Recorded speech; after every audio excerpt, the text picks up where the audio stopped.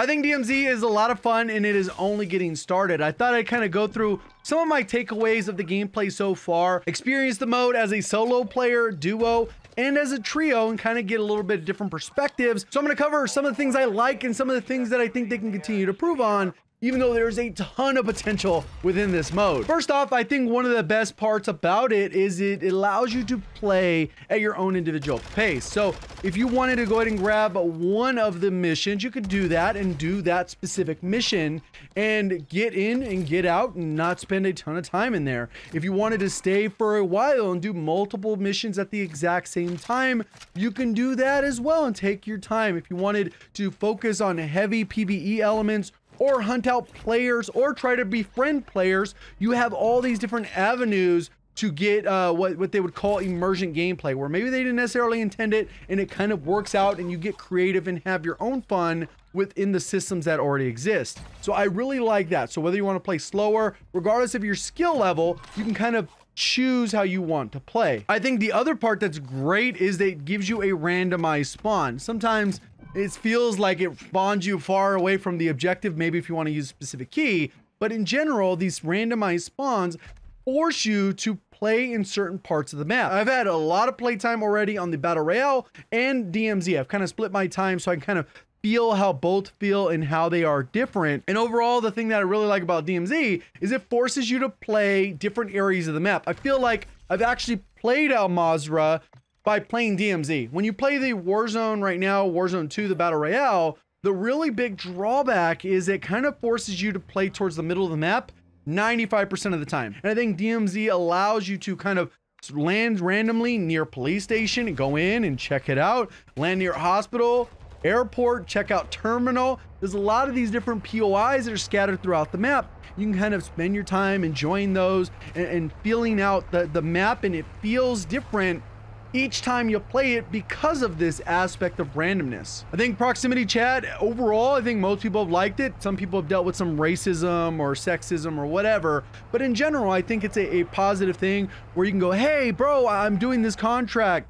You have any stims or whatever, so you can trade or party up or whatever it is. Or maybe you get, against people and say, hey, we're gonna go head to head, I'm gonna take you out, whatever the case is. You kind of balance that aspect out, and I think it creates a lot of, again, emergent gameplay where maybe they didn't necessarily plan for it. You can get some funny hot mics or whatever.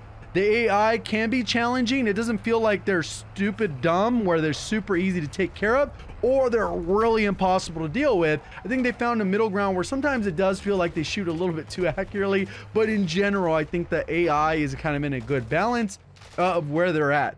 There's lots of content. I feel like there's almost too much content to start for a casual player. I think the hardcore player, we'll get to that when we get to some of the cons, but in general, you got strongholds, you have various quests you can do or missions, you have the faction challenges, which are tied to those, and you can expand on those. I'm already gone through tier 2 and working on tier 3 so I can get that second slot that I can go ahead and take another weapon in there. There's world bosses, there's contracts within the game, the replayability factor where you can even repeat some quests. If you go ahead and use some of these extraction quests, you actually get different rewards each time you do it, up to 7 or 8 times or whatever, and that adds a lot of replay value to the game because each time it's going to feel different. Versus something like Plunder where literally it was like, all right, I'm trying to level up a gun or I'm just trying to loot money. Kind of narrow, unless they had those Easter egg stuff which they eventually eliminated. I think there's a lot of opportunity within this to make it really feel different, especially for the more casual gamer that can jump on an hour, maybe 2 a day or less, or a couple times a week. You kind of get that, all right, we can get in, we can get out, versus Warzone. It's kind of like, there's a huge learning curve to kind of get adjusted to it because they've added all these systems. This one allows you to take your time, learn the systems without worrying about you're going to die instantly all the time, even though there is still the threat of dying. I think it's a great way to level your stuff in free to play. I think if you didn't opt to get Modern Warfare 2 for whatever reason for multiplayer, you really haven't had the opportunity to level your items. This allows you to not only level the items, but also unlock whatever item you want. So if you wanted the Lockman sub and you don't want to level up everything, just go in with a friend, have them drop the Lockman sub, and guess what? When you extract with that, you now are a proud owner of the Lockman sub, and you can make those and start leveling those in your loadout. So you kind of have a little bit of value there where you're going to be able to get whatever you want, even if you come late, 6 months into the game and they've released all these DLC weapons and the battle passes. You don't have to do any of the challenges. Literally, if your friend has it, you can just have them drop it, you exfil with it. Probably takes you 5 minutes when you get into a match and you're good to go. They have different gameplay loops for even extracting, because if you extract at one of the 3 randomized locations within the match, they keep continually respawning. So if someone exfils, you can use that exact same location. Once the timer runs out, there ends up being a final exfil location, which is a little bit different and kind of a race to get to the finish there. So it kind of adds some stuff there. Also, the rewards in general are good. If you actually go through the different tiers, you get some character skins, you get different weapon blueprints, which is a lot more than you're getting currently within Warzone. Even though this is the beta, if you actually sum up the rewards available in DMZ currently, it's probably like 50 to 1, the amount of items you can get within DMZ that are equipable in some fashion as a cosmetic or XP or something like that, compared to Warzone, which there's almost nothing. The other part is you can always be revived as long as you're in a party. If you're not solo, and if you're solo, you got self-revive or whatever. But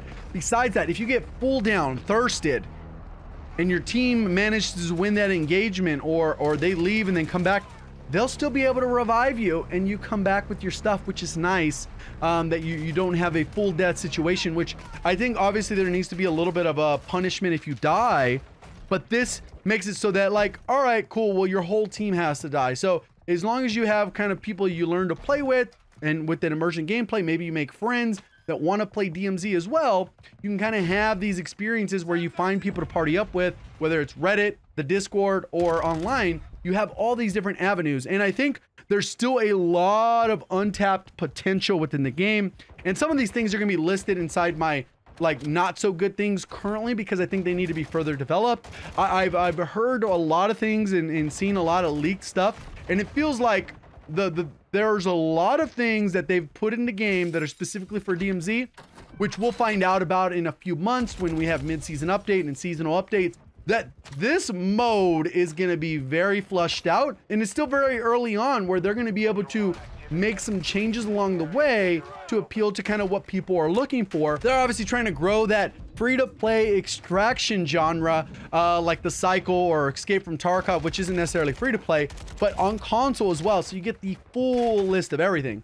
So that being said, I'm enjoying it. I'm having a lot of fun with it. I'm actually thinking about, like, oh, I want to jump back into DMZ rather than Warzone. But at the end of the day, let's get into some of the things I think that could be worked on to maybe make it a little bit more user-friendly, at least to get more people actively involved. So health regenning, I think, is a little bit slow, and it can be very punishing as a new player, especially when you load in for the first time. You only have 1 plate, and there's not really any factors that kind of explain what you need to do.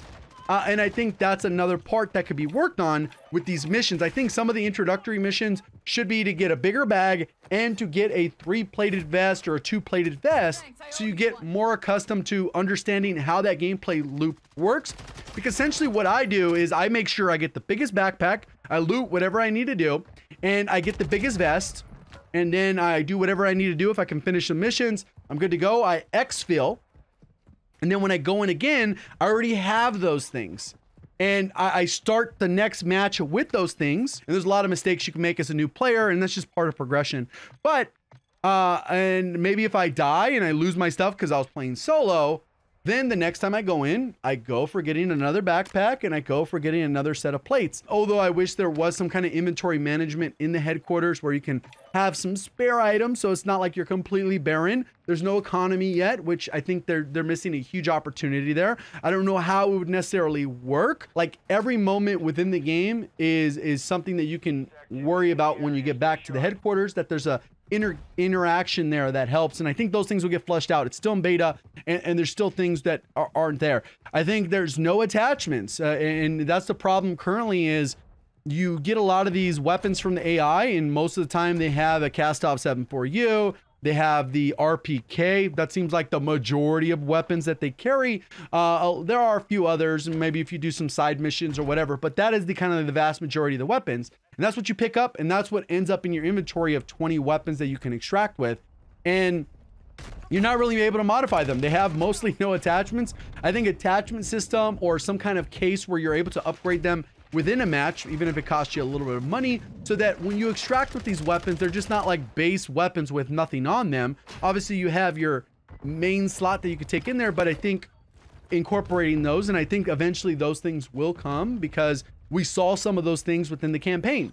Same thing with crafting. I think if you get like a piece of wire and string or whatever, you should be able to build something off of that. Because there's a lot of components when you actually play it, a lot of these miscellaneous items that maybe they're worth only 10 or 15 or 50, not really a lot compared to a $1,500 item or 8,000 gold bar. And you end up with these scenarios where it's like, what the hell do I do with all these? They're not really worth much. They're probably going to be a contract or a mission I got to do later. But right now they're really worthless. So I think they could be ways to, hey, if you get 3 of these items and 3 of these, you can combine them and you get a better item that takes up less inventory slot than the combination of all those items. So there's other stuff that I think they'll get worked out. I think the AI should drop more plates. It feels very inconsistent, especially that there's so many AI that can take your plates off immediately. You plate up, they instantly hit you again. And it could be very punishing on that end that they're not dropping anything. And normally I would say that wouldn't be a big deal, but there's no buy stations.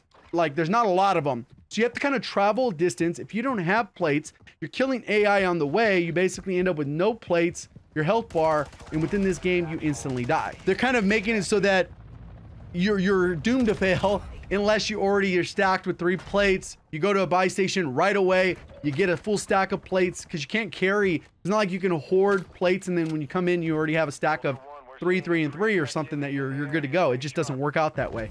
I think if they could fix that, they don't necessarily need more buy stations if they can solve the plate issue where AI are dropping plates. They do drop them, but it feels like for every 1 in every 10 AI. And by that time, you've lost more than 1 plate. So they're not even getting a return on that time invested there. So I think that could be tweaked a little bit and tuned so that it feels like you're not dying because you just couldn't have plates rather than you made a bad decision or a bad move or something along those lines. I think bags despawn, bag bug. There's a bug right now where bags despawn. I've managed to do a double kill where I kill one guy, I start to loot him, and then I hear the other guy, and then I go and kill them. And then I start looting their bag, and by the time I go back, the other bag's already despawned because those people backed out of the lobby, right? Obviously, once they die, why would they stay and spectate? They would just back out and the loot despawns. So I think that'll get resolved. Dog tags currently have no functionality other than to highlight you to enemy players. And it's like, well, what's the point? It's only 250 cash. That's not really worth much. If you had a storage for those, that would be ideal. I think that could be a lot of fun to have an inventory just the same way Tarkov does, where you can see all these previous people. Like, I think at the end of the day, those are kind of cool. Like, hey, I've collected 34 tags and this guy was a gold player. Right now, they're all just bronze. So I think that system can be flushed out. I don't care if it has my name on it and like people want to hoard that and say, hey, I don't care about that, right? I think currently the game has a lot of disconnect and buggy, laggy servers. And I would like to be able to, if I load into a match and I already know the server's kind of chalk, I should be able to exit immediately. Like, it should be a 10-second countdown. Do you want to stay?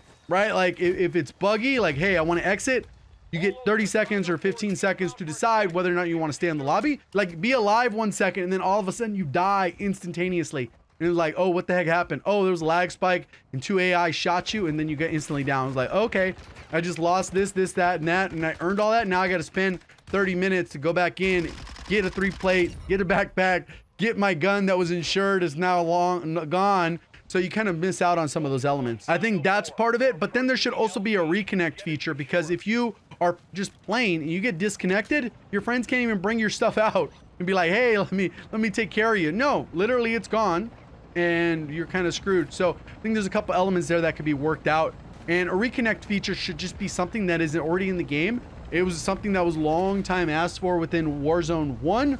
Quality of life feature that never made it into Warzone 1, but I hope at some point they do incorporate it in this, because games like Apex Legends have it, where if you get disconnected, your guy just runs in place, whatever, and then if you queue back in, they happen to die, your teammates can revive you, or you take back over your body, right? Like, you're good to go. So I think a reconnect feature would be good. On top of that, I feel like the game is missing that oh my god item, or let's get the F out. You know, there's one of those things where I know this happened when I played The Division or I've seen other games like The Cycle or Tarkov. There might be an item where you land in, you walk into a building, and you plan to do a 15-minute extraction or something like that. You're gonna be in there for a while, you're gonna loot. But then you open this one item, and then this one item pops out, right? You loot something, and an item pops out, and you're like, holy, let's get the hell out of here now. And there's no really feeling of that within the game currently. There's no item like, dude, we need to get out now. I think that is missing, and that adds a little bit of tension because you're like, I hope no one shoots me. I hope we don't run into people that are crazy. Like, you want to get out, and it increases that tension and excitement, and to get those endorphins running the same way a win feels within a battle royale. You get that within the extraction if there are items that you do not want to lose, right? There's currently nothing in the game that does that, so you miss a little bit of that it factor. The headquarters is very limited. If you've actually extracted quite a bit, your inventory only holds 20 keys. There are probably 200 keys in the game like that you could collect. I don't know what the real number is, but there's 70 strongholds, and then there's all these random POIs that have a random door that you can open with one specific key. So you're probably talking about over 100 keys, but it only lets you hold 20. And if you have duplicates, it's not like you can combine them to eliminate that. So there's a lot of wonkiness there that hopefully that'll get fixed, because it kind of sucks not having enough inventory, because if you use a key, more than likely when you go in to use a key, you're going to find 2 keys, and then it's like your inventory just continues to grow, and it's only 20 slots. And the same for the weapons. If I run into a lot of people, I kill them, I should be able to take both of their weapons, exfil, and then once you get full of 20 slots, it's kind of not like a lot of slots. I think there could be a little bit more variety, or you can merge 2 and it would allow it to upgrade or something like that. I think there should be features there, especially if for the lack of an economy system within the headquarters. The other part is I don't like that the M13 is locked behind this mode. I think it's relatively easy to get in the mode, even if you're a solo player, once you understand the basic gameplay loop. But if you just jump in randomly, you have no clue what the heck you're doing, it's challenging. Obviously, you could always take advantage of the thing I mentioned earlier, where your friend could just drop it, you get it, and then you guys exfil together, you never touch the mode again. But odds are, if you aren't touching the mode ever again, you don't have friends that are playing this mode. You know, so it's kind of like you end up in this weird odd scenario where you're kind of forced to play a mode that you have no interest in. And I'm not a fan of that. If I didn't want to play multiplayer, I shouldn't have to play multiplayer. If I don't want to play the Battle Royale, I shouldn't have to play Battle Royale. If I didn't want to play Plunder, I shouldn't have to play Plunder, or Rebirth Island, or a Resurgence mode, or DMZ. You should only play the modes and games that you want to play. And it gets very annoying with all this variety to be forced to play one thing. And although I'm enjoying the mode and I don't care personally, I could see how that could piss off a lot of people that have zero interest in DMZ or haven't given it a shot to know that they might enjoy it, just to get a weapon that they're going to use in multiplayer, right? It just doesn't make sense to me. For specifically people that are going to enjoy this mode and no life this mode, for lack of better phrasing, I think those people are missing out. And then what? So once you've gone through and done these missions that are available, there's not like an infinite amount of them. You can kind of burn through them pretty quickly. You can do multiple and long gaming sessions. Once you've done all those and you've essentially completed that gameplay loop, there's no, like, what then? Like, what do you do then? There's literally nothing, because there's no inventory to keep you engaged. You're not collecting like an inventory chest of diamond player key tags or whatever. There's not really, you can keep extracting the same loot that doesn't really have any value. So you're missing that. And then what, right? So whether there was the leaderboards, or maybe like you can click on a challenge and get the choice to do a hard version of it or something. I don't know. They're going to continue to expand on this mode, and I would hope that they deliver on that portion, because and then what is kind of what leads to a lot of games dying, right? If you don't have a proper end game, the game just dies out. Whether that's like the game I did play, The Division, you got towards the end, you maxed out your loot, and then it was like, and then what?